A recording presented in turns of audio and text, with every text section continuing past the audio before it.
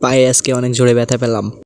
আজকে সকালে ঘুম থেকে উঠে শুনতে পেলাম যে আমাদের একটি জলপাই গাছ কাটছে, তাই আমিও বেশি দেরি না করে চলে গেলাম জলপাই গাছের ডাল আনতে। ইতিমধ্যে সকাল 8টা বেজে গেছে, এখনো কুয়াশা কাটে আর আমিও অনেক পাটশাট নিয়ে যাচ্ছি। আজকে সব ডাল বাড়ি আনবো আমি একা। ইতিমধ্যেই আমাদের গন্তব্যস্থলে পৌঁছে গেলাম ঠাস করে। দেখলাম এখনো পর্যন্ত আমাদের গাছ কাটা মিশন চলছে, আর আমি এদিকে ডালটা বাড়ি নিয়ে যাওয়ার জন্য প্রস্তুতি নিচ্ছিলাম। আমি মনে করছিলাম এই গাছের গুঁড়িটা আমি একাই বাড়ি নিয়ে যাব, কিন্তু না, এটা আমার দ্বারা অসম্ভব হয়ে পড়ছে। এই ডালটা উঁচু করতে গিয়ে তো আমার অবস্থা পুরাই খারাপ। কিছুক্ষণ পরে বুঝলাম এটা আমার দ্বারা হবে না, তাই এবার আমাদের বাহুবলী ম্যান নয়ন চলে গেল গাছটা উঁচু করার জন্য। সে কিছুক্ষণ পর্যন্ত চেষ্টা করার পরে বুঝতে পারলো তার দ্বারা ওটা হবে না। এবার আমরা বুঝতে পারলাম যে এই গাছ আমাদের দুইজনের দ্বারা বাড়ি নিয়ে যাওয়া সম্ভব না। অবশেষে আমি চিন্তা করলাম যে খালি হাতে বাড়ি ফিরে যাওয়া যাবে, তাই কয়েকটা বেছে বেছে ছোট ডাল নিয়ে আমরা বাড়ির দিকে রওনা দিলাম। আমি বুঝতে পারছি শয়তান ডালগুলো আমার সাথে যেতে চাচ্ছে না, কিন্তু এই ডালগুলো বাড়ি না নিয়ে গেলে আমার তো বাড়ি ঢুকতে দেবে। লাস্টে গিয়ে পাকামো করতে যে আমার পায়ে লাগবে সেটা আমি বুঝতে পারি। যাই হোক, ডালগুলোকে ছেড়ে দেওয়ার লোক আমি। আজকে যা কিছু হয়ে যাক না কেন, এই ডালগুলোকে তো বাড়ি নিয়েই যাবো আজকে। যদি এই ভিডিওটা ভালো লাগে তাহলে একটি অবশ্যই লাইক করবেন।